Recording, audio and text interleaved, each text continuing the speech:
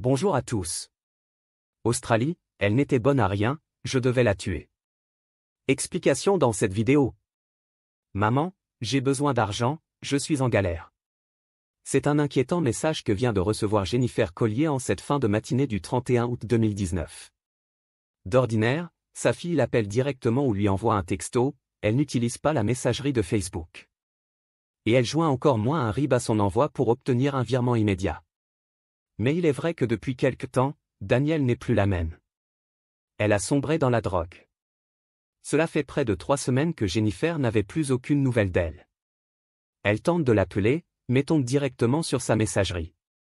Elle se résout donc à virer 500 $ australiens, environ 300 €, sur le compte de sa fille. En espérant obtenir au plus vite un signe de vie de sa part. Malheureusement, cela n'arrivera pas. Car ce n'est pas à Danielle qu'elle vient d'envoyer l'argent. C'est à son assassin. Par une macabre coïncidence, c'est ce même jour qu'un automobiliste remarque un objet étrange. Flottant dans les eaux marécageuses de la rivière Cockle Creek, dans le sud-est de l'Australie. Repêché, l'objet en question s'avère être le cadavre en état de putréfaction avancée d'une jeune femme. Emballé dans plusieurs couches de plastique noir, le corps présente des traces de blessures à l'arme blanche au cou, à la tête, dans le dos. La victime a également été frappée avec un objet contendant, sans doute un marteau. Bref, un massacre. Vous l'aurez compris, c'est la malheureuse Danielle qu'on vient de retrouver ainsi. Et ce nom n'est pas tout à fait celui d'une inconnue. 29 ans plus tôt, au soir du 28 décembre 1989. Danielle avait fait la une des journaux en venant au monde lors d'un tremblement de terre dévastateur. Sa mère, Jennifer, avait dû fuir la maternité de Newcastle, dont les murs menaçaient de s'effondrer. Pour accoucher en pleine rue, sous une tente de fortune.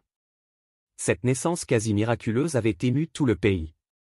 La mort violente de Danielle, 3 mois avant son 30e anniversaire, défraie cette fois la chronique judiciaire. Le 19 septembre 2019, 3 jours après ses funérailles, la police annonce l'arrestation de ses 2 assassins présumés. Justin Diloza, 33 ans, et sa petite amie, Carol McHenry, 32 ans, étaient tous les deux des amis de la victime. Ses compagnons de drogue surtout. Longtemps, Danielle s'était contenté de cannabis et d'un peu de cocaïne dans un cadre festif. Avec Diloza et McHenry, elle a goûté au crack et pris l'habitude de ce shooter. L'enquête montre qu'au moment de son décès, survenu aux alentours du 15 août, Danielle se trouvait avec les 2 autres dans une maison de Reeves Street, dans la ville de Narara. Un huis clos entre drogués qui s'est mal terminé. Pour quelle raison? Qui a porté les coups mortels? Diloza et McHenry, inculpés de meurtre, sont incarcérés. Au mois de novembre 2022, quand leur procès s'ouvre enfin devant la Cour suprême de Nouvelle-Galles du Sud. Ils ont eu tout le temps de mettre au point leur stratégie de défense, qu'on pourrait résumer en une phrase, c'est pas moi, c'est l'autre. À l'audience, Justin Diloza ouvre le bal. Il raconte en détail le week-end de défonce qui a précédé le crime. D'après lui, Carol et Danielle s'affrontaient violemment depuis déjà 3 jours. Danielle traitait Carol comme de la merde, elle était à bout.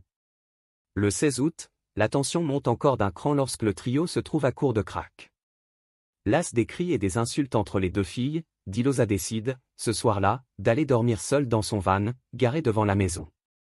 Carol vient le réveiller au milieu de la nuit et lui dit simplement: « On doit partir d'ici, j'ai merdé. » C'est plus tard, sur la route, qu'elle lui aurait avoué avoir tué Danielle, lui montrant les 2 armes du crime, un marteau et un couteau de chasse, emballés dans un sac plastique. À en croire Diloza, c'est par amour qu'il aurait alors décidé de couvrir et d'aider sa compagne. Le lendemain, après s'être débarrassé des 2 armes, le couple revient sur les lieux du meurtre. Justin se charge d'emballer le cadavre avec de l'adhésif et des sacs poubelles. Il le transporte ensuite dans le coffre de son van, où il va rester près de 4 jours. Avant d'être finalement balancé dans les eaux de la Cockle Creek. Notons que cette version des faits est corroborée par une amie du couple, une certaine Vanessa Burn, qui prétend avoir recueilli les aveux de Carol. Mais la principale intéressée, Carol McHenry, la dément formellement. Au second jour du procès, elle raconte sa propre histoire. Pour elle, c'est Justin Diloza qui a tué Danielle parce qu'elle menaçait de parler à la police. Tout allait bien jusqu'à ce qu'on n'ait plus de crack. Là, elle a commencé à perdre la tête. Elle disait qu'elle allait faire tomber tout le monde. Le soir du 16 août, Carol affirme s'être réveillée et avoir trouvé son compagnon dans la chambre. penchée sur le corps de Danielle, en train de la frapper à coups de couteau. De peur de subir le même sort, elle n'aurait pas eu d'autre choix que d'obéir et de l'aider à se débarrasser du corps. Est-ce ainsi que les choses se sont passées? Des deux accusés, lequel ment? La balance, en fait, penche contre Carole. Lors de la perquisition menée chez elle, après son arrestation, les enquêteurs ont récupéré plusieurs objets volés à la victime, dont un smartphone et un ordinateur portable. En analysant le contenu de ces appareils, ils ont découvert que Carole les avait utilisés pour extorquer de l'argent à la mère de Danielle en se faisant passer pour sa fille. Un acte d'un cynisme absolu qui va peser lourd dans la décision de la justice australienne. Car la jeune femme a beau se justifier en répétant qu'elle a agi sous la contrainte, les jurés, fin décembre 2022, rendent un verdict implacable. Carole McHenry est condamnée à 22 ans de prison pour le meurtre de Danielle. Concernant Justine Diloza, en revanche, la Cour n'est pas parvenue à obtenir un vote à l'unanimité. L'accusé aura un droit à un second procès, prévu pour l'automne 2023. Pour ce deuxième round judiciaire, Jennifer Collier, la maman de Danielle, a décidé de témoigner. Pour elle, comme pour beaucoup, peu importe en fait que ce soit Diloza ou McHenry qui ait porté les coups mortels. Ils sont tous les deux complices les assassins de sa fille. Face à la cour, Jennifer s'emploie à rétablir cette vérité. Quand Carole vous a informé qu'elle avait sauvagement agressé Danielle, avez-vous essayé de lui prodiguer les premiers soins? Avez-vous appelé la police ou une ambulance? Non. Vous n'avez rien fait de tout cela. Vous n'avez rien fait du tout. Vous avez seulement pris de la drogue pendant que ma fille était mourante ou morte. Vous avez ensuite enveloppé son corps et vous l'avez gardé dans votre voiture comme si elle n'était rien. Or elle était un être humain. Elle était quelqu'un de spécial, et pas seulement pour moi, mais pour tous ceux qui la connaissaient. Et vous l'avez jetée comme si elle était un détritus.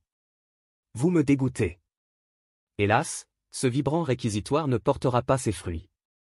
Dans l'incapacité de condamner à responsabilités égales deux accusés pour un même crime, la Cour suprême de Nouvelle-Galles du Sud a fait un choix. Le 4 décembre 2023, Diloza a eu droit à une peine bien plus clémente que sa comparse, seulement 6 ans de réclusion pour recel de cadavres. Avec les 4 ans qu'il a déjà passés derrière les barreaux, l'homme pourra bénéficier d'une libération conditionnelle dès le mois prochain. La vie de la pauvre Danielle avait débuté par un tremblement de terre retentissant. 34 ans plus tard, un autre séisme dévastateur vient de clore l'enquête sur sa mort. Merci d'avoir regardé, n'hésitez pas à partager la vidéo avec vos amis et à vous abonner à notre chaîne pour ne manquer aucune de nos futures vidéos.